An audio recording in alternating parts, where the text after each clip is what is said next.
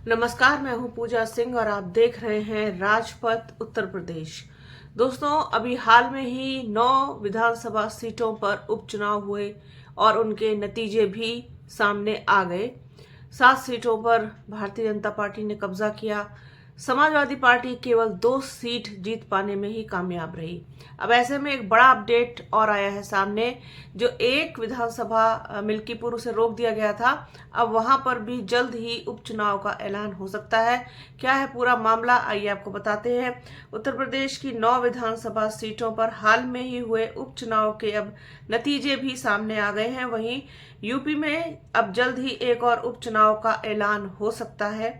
अयोध्या के मिल्कीपुर विधानसभा में भी उपचुनाव का रास्ता साफ हो गया है। जी हाँ, मिल्कीपुर में उपचुनाव जल्द ही घोषित हो सकता है, क्योंकि वहां पर उपचुनाव का रास्ता साफ हो चुका है। इलाहाबाद हाई कोर्ट की लखनऊ बेंच ने उपचुनाव को चुनौती देने वाली याचिका खारिज कर दी है, जिससे यहां उपचुनाव का रास्ता साफ हो गया है।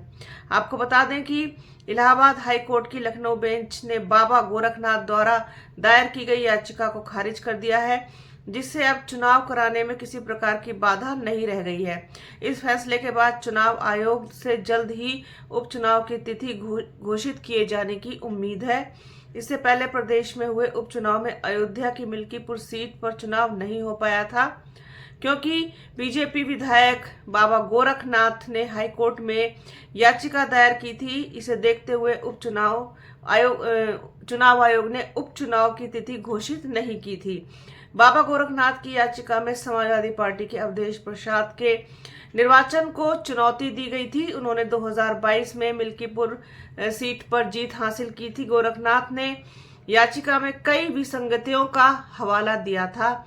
इस साल अवधेश प्रसाद के अयोध्या लोकसभा सीट से निर्वाचित होने के बाद मिल्कीपुर विधानसभा सीट खाली हो गई थी। अब जबकि याचिका खारिज हो चुकी है, तो पूरे क्षेत्र में जल्द ही राजनीतिक सरगर्मी बढ़ती हुई भी दिखाई देगी। आपको बता दें कि हाल में ही उपचुनाव में बीजेपी ने उत्तर प्रदेश की 9 सीटों में से 7 सीटों पर अपने जीत का परचम लहराया है, जबकि सपा को केवल 2 सीटों से ही संतोष करना पड़ा। इससे 2027 के विधानसभा चुनाव के पहले का सेमीफाइनल माना जा रहा था, जिस कारण से अब सभी प्रमुख दलों ने पूरी ताकत लगाई थी। अब मिल्कीपुर सीट के उपचुनाव के लिए दोनों दलों में जोरदार तैयारियों की संभावनाएं और ज्यादा प्रबल हो गई हैं।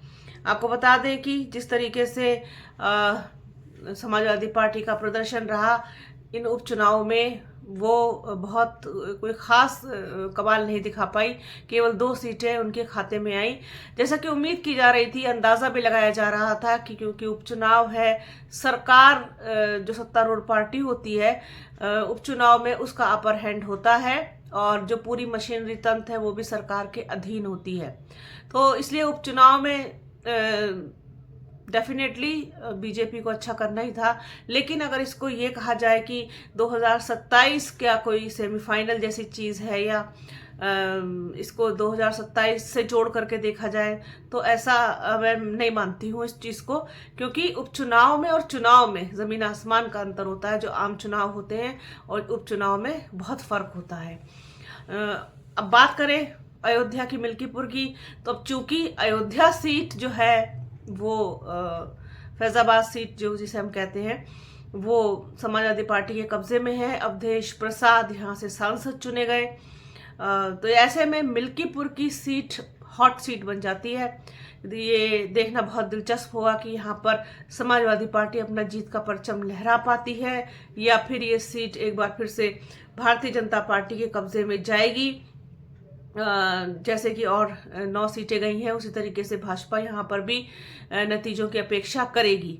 लेकिन ये कहना कि पूरी तरीके से यहाँ पर नकार दिया जाएगा समाजवादी पार्टी को, ये भी गलत होगा। अब चूंकि उपचुनाव है, जैसा कि आप लोग जानते ही हैं कि उपचुनाव सरकार का होता है, तो मिल्कीपुर में भी जो कुछ भी होगा देखना बड़ा दिलचस्प होगा कि ये सीट किसके खाते में जाती है। बहरहाल तिथि का ऐलान हो सकता है जल्द ही।